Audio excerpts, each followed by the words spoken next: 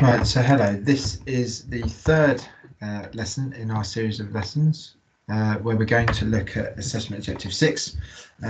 So we've already looked at this skill a couple of times now, but it's going back to the idea of varying sentence structures for effect and looking at the accuracy of our spelling, punctuation and grammar. So today we're going to focus much more on the accuracy in our use of punctuation and certainly thinking about skills that we learned in the flower box lesson in terms of things like semicolons. So if you can get some lined paper and a pen, and then we're ready to go.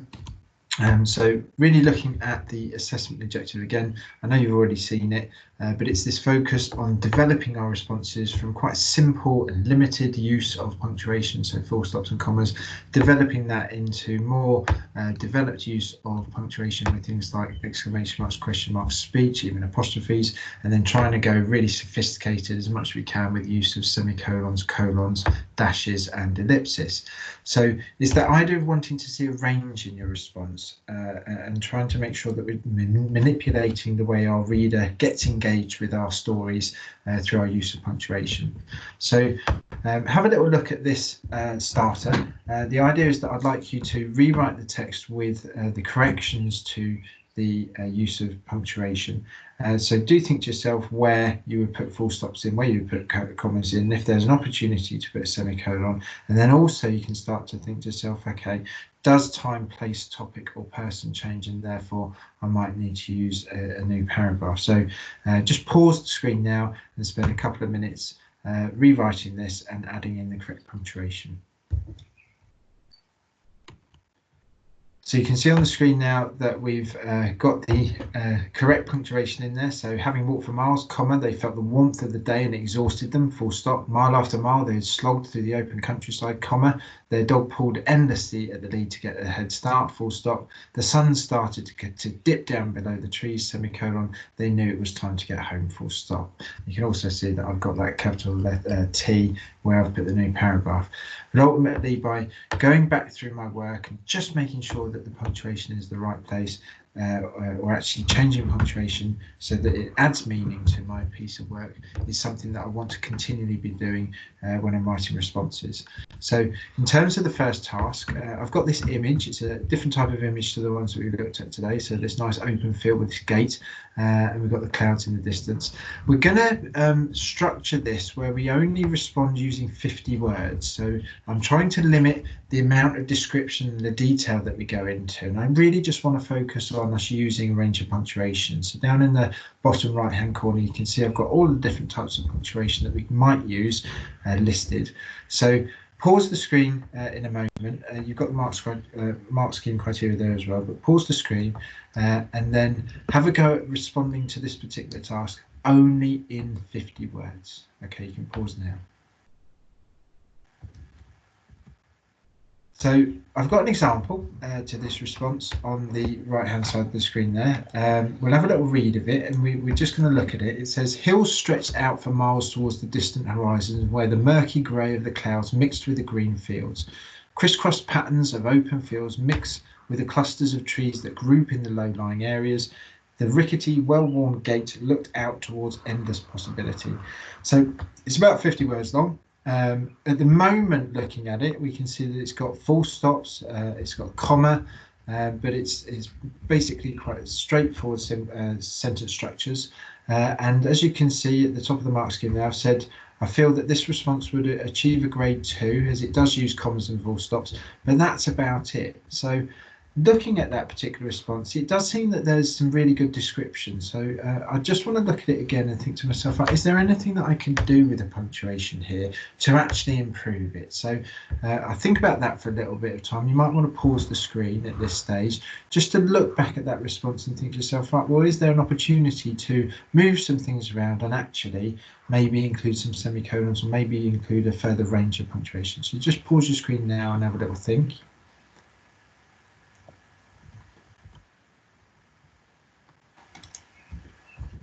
And on this next slide, you can see the way that I've actually changed some of the punctuation. So we'll just read it together now. It says, hills stretch out for miles towards the distant horizon, semicolon. The murky grey of the clouds mixed with the green fields. crisscross patterns of open fields mixed with the clusters of trees that group in the low-lying areas. The rickety, well-worn gate looked out towards endless possibility. So you see the way that I've made that change. I've just included that semicolon in the first sentence. But when you then look back at the mark scheme criteria, even with a little alteration, you can see the way that that response now is more suited in with the level 4 criteria, simply because it's got that more sophisticated use of a semicolon. So with one change to my 50-word response, I've actually been able to move up the mark scheme in terms of my confidence in showing that to the examiners. So it's always worth considering, just going back through your work and checking and make sure that it's the best that it possibly can be. And so in terms of just going through the process, I'm just going to flick through the process of the flower box idea just with this new sentence. So if you want to take some notes and they say we want to have a go, this is simply just for us to retain the information and just go over it one more time just before we get our larger writing task. So I start with this simple sentence: the boy jumped over the fence. I make sure that I work out where the subject, the verb and the object are, so I make sure that it's a main clause and I'm happy.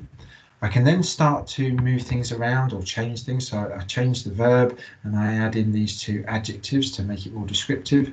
I'm then going to focus on introducing an adverb, and for the focus of today, I'm just going to focus on an adverb and using it at the beginning of the sentence.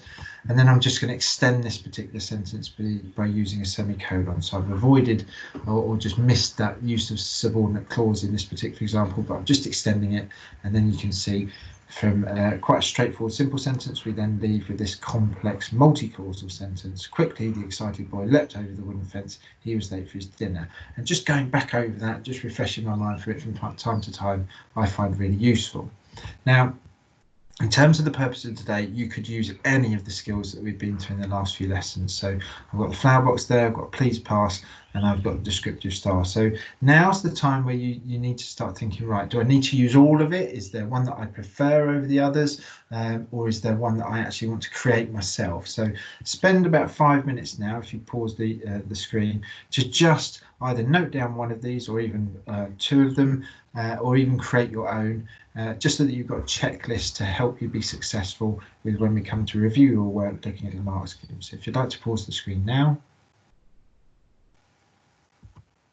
And finally, we're going to move into the task for today. So this is a larger writing task, and I want to give you a range of choice in how you respond to this particular task. So the idea is that looking at the screen, you can see that we've got a range of different types of title that you might want to choose to use as a stimulus to your story. And I've got you 4 images.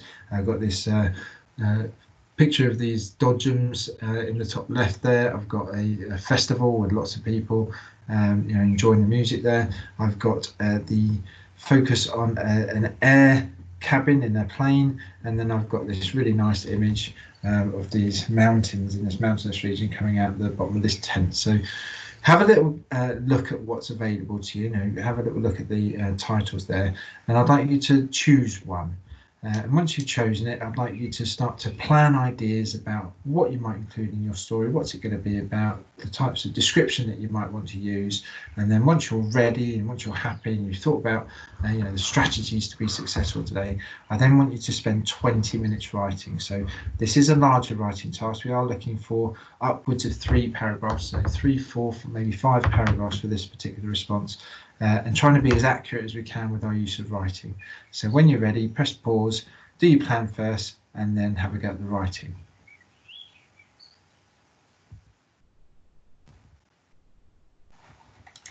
So the 20 minutes is over. As I want you to, we're going to now start to actually look at self-assessing. So you've got the mark scheme in front of you. This goes from a level 2 to a level 5. And I want you to look at your own response and now annotate around the outside of that response, focusing on what you did well. So, where you've used ambitious vocabulary, or where you've used a range of punctuation, where we've been, really quite accurate in our use of sophisticated language. Spend a little bit of time to annotate your response with what you've actually done well. You could use a highlighter if you've got one as well, to just highlight the words or phrases or the punctuation that you've used. And then I want you to start looking at the actual mark scheme criteria and the marks, and start to think, right, where would I put my response in terms of a mark out of 16 for this particular response that I've done. And then ultimately, I want you to just underneath that today, fill in the gaps in this particular response in terms of what went well. Today I've achieved a grade, and then you'd fill it out, and hopefully you'll be able to tell me what mark you've got as well, and then be really clear about why you've actually included that. So achieved that. So I've included an example on the board because I've used a range of punctuation, including full stops, commas, and speech marks. Okay, and then ultimately the really important bit is finding out what it is you would do better next time. So even better next time, I'd use a semicolon is an important one, but it's going to be individual to you. So that's just as an example. So read back through your response, annotate around the outside, and then start to use the mark scheme from the previous page, which is now on the board, to actually give yourself that little bit of reflection, what went well, and even better if. And it's been quite a brief lesson today in terms of me speaking, but I'd like to thank you very much for your time again and ask you to continue to submit your work via Microsoft Teams if at all possible. Okay, thank you very much for your time. Goodbye.